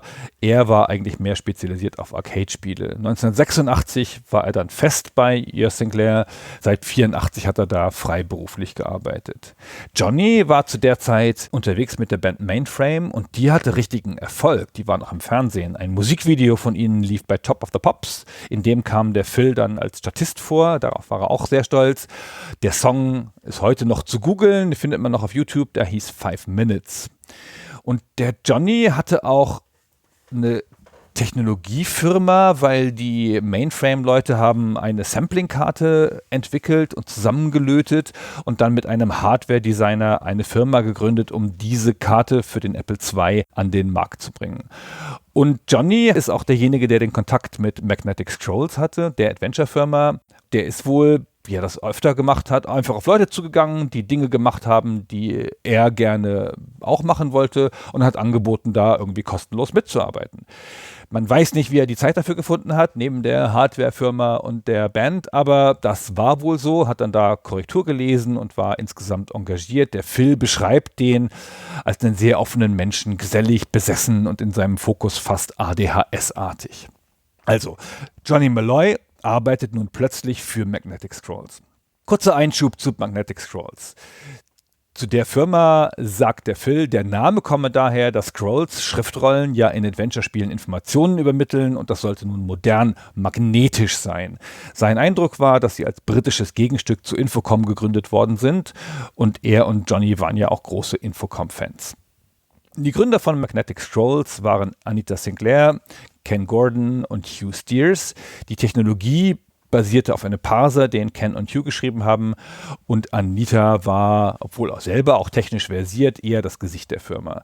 Der Phil beschreibt die Anita sehr eindrucksvoll als alarming personality, sehr direkt, strenge Chefin und gibt zu, dass er sie ein bisschen gefürchtet hat und das wohl auch heute noch tut. Der Ken hingegen sei das genaue Gegenteil gewesen, sehr schottisch, zurückhaltend, ein Mann weniger Worte, der zuhört und dann prägnant kommentiert. Und den Hugh, den fand er wirklich seltsam nach seiner Aussage. Er erinnert sich nicht, ihn jemals persönlich getroffen zu haben, obwohl er oft mit ihm in einem Raum gewesen sein muss. Dann nennt er noch Robert Staggles, das ist der Autor der ersten 3 Magnetic Scrolls Hits, The Pawn, Guild of Thieves und Corruption. Und der wird von Phil als Charakter beschrieben. Ein überlebensgroßer Charakter, würde man vielleicht heute sagen. Lustig, groß und laut wie ein Rugby-Spieler, aber irgendwie auch sehr fleißig und präzise.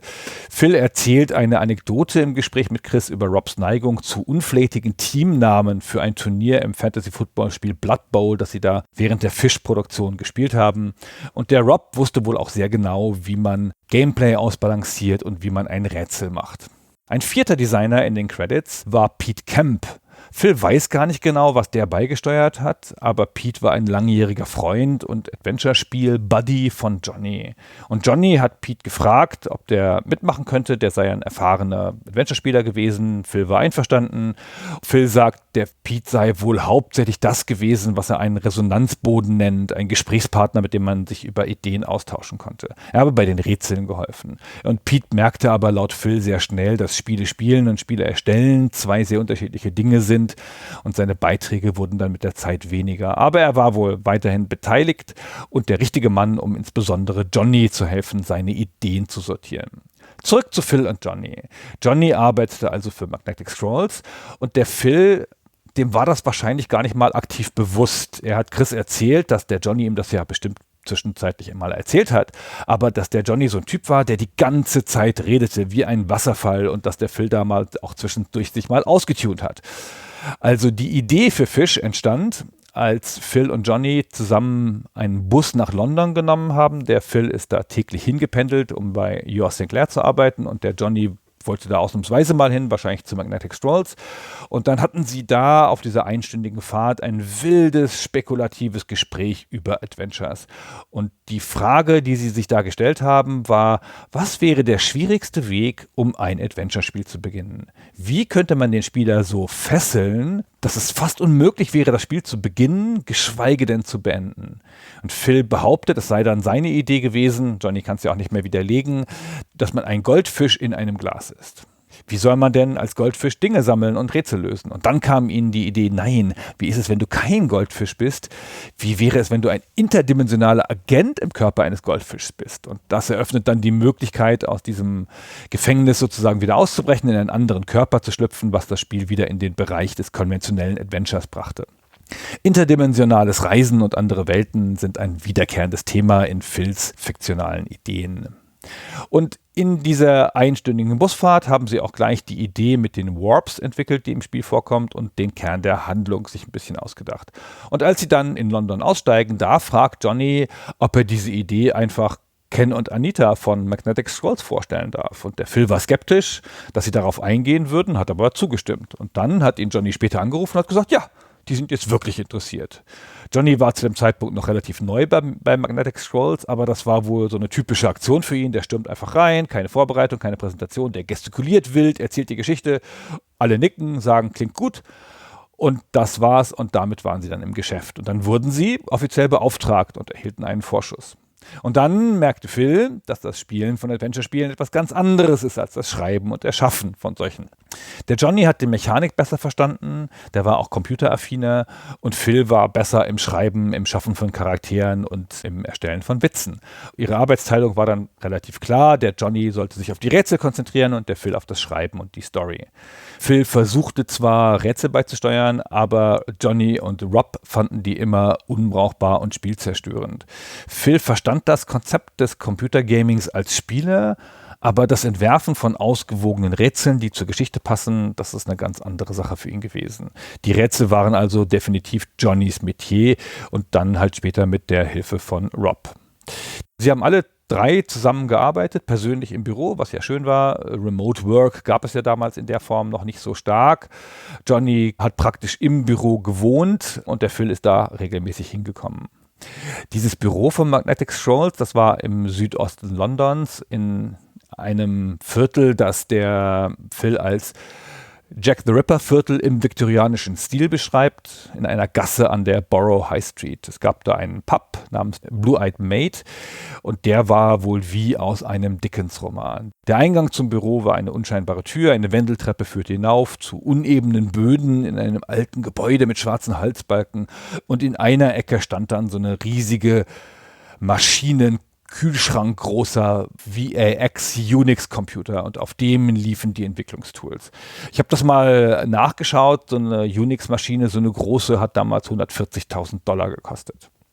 Und die wurde dann mit Terminals angesteuert. Das war dann der eine zentrale Computer und die hatten also keine Computer in ihren Büros, sondern das waren dann Terminals für die VAX. Im Büro gab es natürlich Tische, der Ken saß in einer Ecke, die Anita hatte aber ein eigenes Büro für Telefonate und der Phil kann sich, wie er schon sagte, bis heute ja nicht daran erinnern, was der Hugh da eigentlich gemacht hat. Den Quelltext hat man ausgedruckt auf riesigen Blättern und hat das dann darauf Korrektur gelesen und Änderungen hat man dann im Terminal eingegeben. Ein richtiges Design-Dokument haben sie nicht entwickelt. Der Johnny hat so ein schnelles Treatment geschrieben, ein paar Seiten, grober Überblick über Stil und Plot. Und dann haben sie einfach vieles improvisiert, während sie das Spiel gemacht haben. Sie hatten keine detaillierten Notizen zu Interaktionen und Verzweigungen im Spiel. Das haben sie einfach dann laufend entwickelt. Der Phil vergleicht es mit der Aufnahme eines Musikalbums, bei dem man einfach mal loslegt zu spielen und dann guckt, ob die Struktur später reinkommt. Sie hatten eine Vorstellung vom Ziel, wo sie hin wollten mit dem Spiel, aber es war nichts richtig aufgeschrieben.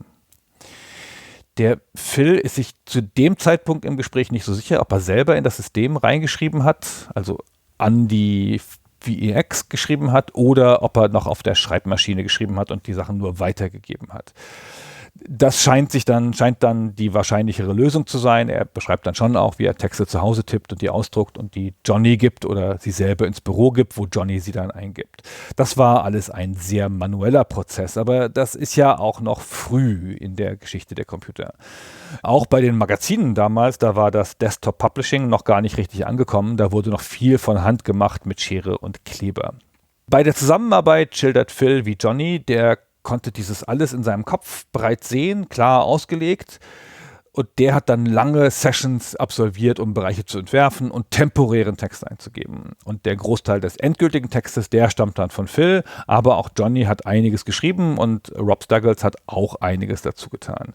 Und der Johnny hat immer den Phil angerufen, wenn er Text für eine Waldbeschreibung oder für irgendwelche Witze brauchte und der Phil hat sie dann eingetippt und ins Büro gebracht oder er kam selbst ins Büro, um sie vielleicht direkt in den Quellcode einzugeben. Die Zusammenarbeit war essentiell. Der Film musste halt lernen, dass interaktive Fiction anders ist als lineare Fiction. Alles hat da ja weitreichende Konsequenzen und man kann das nicht im nächsten Kapitel wieder zurückschieben. Er erzählte da eine Geschichte vom Bouncy Puppy Incident, einem Zwischenfall, wo der Johnny sehr wütend war, dass Phil nicht genügend Stunden in das Spiel investiert hat. Der Johnny und der Rob haben sich abgemüht, die Räume zu bauen und die Verbindungen und es fehlte einfach an Text von Phil. Und der Phil war aber ja noch anderweitig beschäftigt, er arbeitete ja bei Sinclair und hatte keine Lust, nach der Arbeit noch bei Magnetic Scrolls weiterzumachen. Und das war ihr einziger Streit dieser beiden Freunde. Und Phil gab zu, er sei schon faul gewesen. Und dann hat er sich mal so richtig ins Zeug gelegt, ist 2 Nächte ins Büro gegangen und hat Witze, Szenen und einen neuen Raum hinzugefügt, eine Menge Text reingehämmert. Da war er sehr stolz drauf. Und dann kommen Rob und Johnny ins Büro und dann sind sie voll entsetzt, weil der Phil hat einfach zu wenig Verständnis davon, wie das alles funktioniert und hat viel vom Spiel kaputt gemacht versehentlich, weil er über ihren Code geschrieben hat und die Interaktion durcheinander gebracht hat. Und dann mussten sie das alles wieder zurückrollen. Und danach hat Phil dann, sehr geläutert, nur noch auf Anweisung geschrieben und ist aber häufiger dann im Büro gewesen, um schnell reagieren zu können. Phil hat mehr Text geschrieben, als im Spiel gelandet ist hinterher. Er schätzt, dass Fish als fertiges Spiel um die 20.000 Wörter hat, so groß wie eine Novelle. Speicherplatzprobleme wurden dabei natürlich durch Komprimierung gelöst und Grafiken waren immer speicherhungriger, also hatte nur jedes dritte Zimmer, jeder dritte Raum eine Grafik. Es gab 5 Grafikdesigner, das war ziemlich viel für die Zeit. Und Phil dachte, er hätte bestimmt mehr Mitspracherecht bei den Grafiken, weil er ja auch hauptsächlich für die Story zuständig ist. Aber Johnny war stärker involviert, weil er einfach näher an Magnetic Scrolls dran war und die Künstler ja auch von Magnetic Scrolls bezahlt worden sind, etwa 200 Pfund pro Bild. Deswegen glaubt er, dass die Künstler da vielleicht direkt am Computer gearbeitet haben und er hat die aber auch nie persönlich getroffen. Er weiß da gar nicht viel drüber. Er bedauert aber, dass er nicht mehr Input gehabt hat, weil es gab ja ein Produktionsdesign-Problem, das wir auch in den Folgen angesprochen haben. Die Grafiken sehen ja nicht aus wie Unterwasserszenen oder die Menschen nicht aus wie Fischmenschen. Und er bestätigt auch die Kritik von uns dazu, dass die Unterwasserthematik in der Stadt Hydropolis nicht immer konsistent ist. Ja, die Grafiken zeigen ja Rasen und Bäume, obwohl das Spiel ja eine Fischwelt sein sollte. Und dann bekamen sie Grafiken von den Grafikern, die aussahen wie Großbritannien in den 50ern mit Menschen und die Künstler haben dann noch Fischmäuler und Flossen hinzugefügt. Der Phil liebt das Spiel schon, so wie es geworden ist, aber er wünscht sich wirklich, er hätte mehr Einfluss auf die Grafiken gehabt. Naja, seine Kompromisserklärung für diese ganze Inkonsistenz im Design ist, dass das Wasser in Hydropolis vielleicht sehr dünn ist, so eine Mischung aus Luft und Wasser, in dem man nur mit Mühe schwimmen kann. Er argumentiert dabei im Gespräch mit Chris dann mit der Suspension of Disbelief, wie bei Comics oder so, aber meint, dass es ja gibt schon zu, dass es ein Fehler war, der mit mehr Zeit und Kontrolle hätte behoben werden können. Das ist einer der Gründe, warum er eigentlich gerne ein weiteres Spiel machen würde, um das diesmal konsistenter zu machen. Der Phil spricht auch über Johnnys Rätseldesign und lobt das als erstaunlich und nennt das Spiel ziemlich herausfordernd. Und selbst er, der dabei war und das eigentlich noch wissen müsste, fand das schwierig und das Endrätsel sehr komplex. An dem haben wir auch länger rumgesessen. Generell findet er, dass das Balancieren von Rätseln ein sehr schwieriges Unterfangen ist und er war sehr froh, dass der Rob Staggles dabei war. Denn der mit seiner massiven Erfahrung war so eine Art technischer Redakteur, weil er verstand ja die Magnetic Scrolls-Spiele viel besser und wusste, was funktionieren würde. Und der Phil als Schreiber war halt kein Planer, ja, der schreibt dann einfach los und korrigiert dann später. Und das ist beim Improvisieren mit einem Parser-System schwierig. Johnny und Rob waren schon wichtig, um ihm Grenzen aufzuzeigen. Ne, die haben ihm so Sachen gesagt wie, nein, hinter der Baumreihe ist die Welt zu Ende, da kann es nicht lang gehen, schreib das mal anders. Und viele der technischen Erfindungen bei den Rätseln, das waren Ideen von Johnny, der immer für eine bizarre Idee gut war. Der Phil erinnert sich nicht an feste Regeln oder einen Hausstil bei Magnetic Scrolls, was den Inhalt angeht. Er glaubt, die Zustimmung zu Fish, also die Tatsache, dass sie Fish überhaupt gemacht haben, war ein Versuch, was Experimentelles zu machen. Sie hätten da absichtlich Leute mit ihnen einbezogen, die das technische Level gar nicht verstanden, um einfach frischen Wind zu haben, sowas in der Art. Es gab aber natürlich Regeln für das Einfügen von Inhalten in den Quellcode. Soundeffekte und Musik waren technisch möglich, aber für den meisten Teil zu speicherfressend. Der Johnny hat aber ein Stück dafür komponiert. Und diese ungewöhnliche Spielstruktur mit den 3 anfänglichen Warps und dem Hauptspiel in Hydropolis, die ist entstanden, weil sie diese Idee einfach mochten. Der Phil wollte mehr Welten, er hatte 100 Welten vorgeschlagen, aber das wurde wegen des begrenzten Speichers abgelehnt. Und ihm gefiel aber diese Idee des Hin- und Herspringens zwischen Welten. Eine Beschränkung dieses rein mentalen Reisens war, dass man keine Gegenstände von einem Ort zum anderen mitnehmen kann, nur Informationen. Und er meinte, das sei halt eine weitere von diesen Arten gewesen, wie man ein Spiel möglichst schwierig zu Beginn macht, weil man kein Inventar hat. Diese Struktur mit den Warps hätte man eigentlich nicht gebraucht vielleicht, die diente mehr dem Worldbuilding und der Unterhaltung. Was uns auch aufgefallen ist, fast alles im Spiel basiert auf realen Erfahrungen. Das Aufnahmestudio basiert auf dem Roundhouse Studio in London, wo eine andere Band von Johnny namens Don't Panic Demos aufgenommen hat. Don't Panic ist natürlich ein Bezug zu Douglas Adams. Der Transporter ist der gleiche, den Don't Panic genutzt hat. Und Hydropolis ist im Wesentlichen London, eine Parodie auf London, und sie spiegelt Phils Sicht als Nicht-London dar. Was den Ton des Spiels angeht, da stimmt Phil zu, dass der Werbetext auf der Box der pure Verrücktheit versprochen hat, eher die Absicht als die Realität des Spiels wiedergespiegelt hat. Er wollte eigentlich, dass es noch verrückter und genrebrechender wäre, aber der begrenzte Speicherplatz verhindert das. Und der stimmt auch Chris zu, dass das insgesamt vom Design her eher ein rationales und logisches Spiel ist und dass das aber auch zu seinen Gunsten wirkt, im Gegensatz zu frustrierenderen Spielen wie Hitchhiker's Guide to the Galaxy etwa von Infocom, das wohl auch ein Einfluss für das Spiel war. Für die zahlreichen Fischwortspiele im Spiel sind er und Johnny gemeinsam verantwortlich. Die haben Wortspiele geliebt, sie haben Wortspiel-Marathons gemacht. Johnny und ein gemeinsamer Freund unterhielten sich manchmal 20 bis 30 Minuten lang nur in Wortspielen. Und Wortspiele waren zentral für ihren Humor.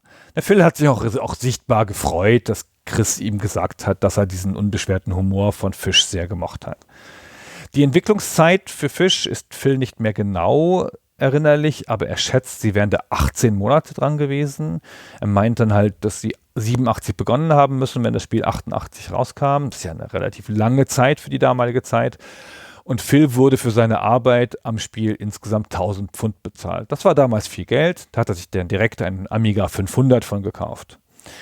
Diese 1000 Pfund, das war das einzige Geld, was er für Fisch bekommen hat. Es gab keine Royalties oder Tantiemen, obwohl es ja gute Kritiken, glänzende Kritiken erhielt, gab es Probleme mit dem Publisher Telekom Soft. Der wurde 1989 an Microprose verkauft und Fish war die letzte konventionelle, kommerzielle Veröffentlichung von Magnetic Scrolls. Es war aber immerhin ein massiver kritischer Hit. Es gewann den Golden Joystick Award als 16-Bit-Adventure-Spiel. Es gibt von diesem Golden Joystick Award auch goldene Statuen, aber das hätte 800 Pfund gekostet, das hatte er nicht. Ihm wurde aber gestattet, auf zukünftigen Spielen, die er macht, einen Golden Joystick Award Winning Sticker anzubringen. Naja, hat er nie gebraucht. Nach Fish kehrte dann der Phil voll zum Computerjournalismus zurück, arbeitete noch eine Weile bei Sinclair, wurde dann Freiberufler, zog in eine andere Stadt, schrieb für Future, arbeitete später für das Microsoft Developer Network, hat dann für den Disney Channel in England im Bereich Webdesign, Grafik und Animation gearbeitet, war dann so eine Art Admin für den technischen Bereich an der Bristol Old Vic Theatre School und hat da auch später Erstsemester im Filmemachen unterrichtet. Nicht, dass er das jemals gemacht hätte, aber war ja ein begeisterter Fotograf und für die Erstsemester hat das noch gepasst von der Erfahrung. Dann wurde er irgendwann entlassen, 7 Jahre später. Dann ließ er sich zum Hypnotiseur umschulen. Das hat nicht so funktioniert und heute arbeitet er für den Datenjournalisten David McCandless, ist eine ziemlich bekannte Figur, hat auch TED-Talks gehalten und kümmert sich um dessen soziale Medien. Die besondere Neuigkeit ist jedoch, dass Phil an einer Fortsetzung von Fish arbeitet. Also Johnny ist ja schon 7 Jahre tot, aber auf seiner Beerdigung hat Phil Ken Gordon getroffen von Magnetic Scrolls und auf dem Heimweg hat Phil darüber nachgedacht, ein weiteres Spiel zu machen. Dann hat er Ken kontaktiert, der macht selber keine Spiele mehr, aber Hugh Steers, einer der Gründer von Magnetic Scrolls, der portiert immer noch alte Magnetic Scrolls Adventures für moderne Plattformen.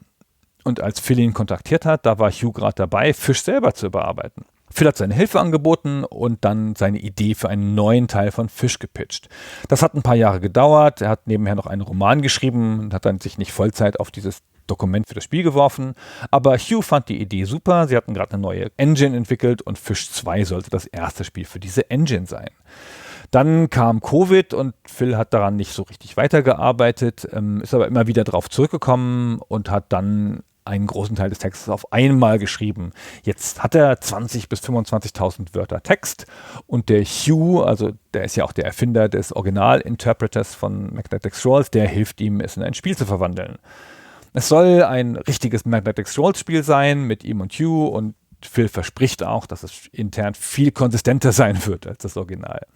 Und das Schönste ist, der Johnny kommt als Charakter im Spiel vor. Ein interdimensionaler Mitarbeiter der Agentur, der heißt Ratty im Spiel. Das war wohl Johnnys Online-Spitzname und dessen Stimme wird man durch ein Implantat im Ohr des Spielers hören.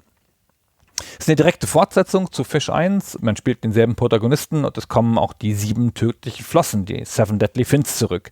Das Spiel beginnt wieder im Goldfischglas, aber man ist da jetzt Jahre gefangen und dann taucht das Zukunfts-Ich des Protagonisten auf und enthüllt, dass die 7 Deadly Fins sich reformiert haben und jetzt eine neue Bedrohung namens 9 gefährliche Fische, 9 Deadly Fish, der Hauptgegner sind. Man besucht wieder einige Orte aus dem Originalspiel, aber es wird viel wilder und hat viel mehr Dimensionen, sagt Phil. Dieses Konzept des Geistes, der in andere Körper schlüpft, das bleibt, aber es gibt jetzt auch physische Reisen mit Inventar, um eine Begrenzung oder vielleicht Schwäche des ersten Spiels zu beheben, und es kommen auch einige Charaktere zurück, darunter Mickey Blowtorch.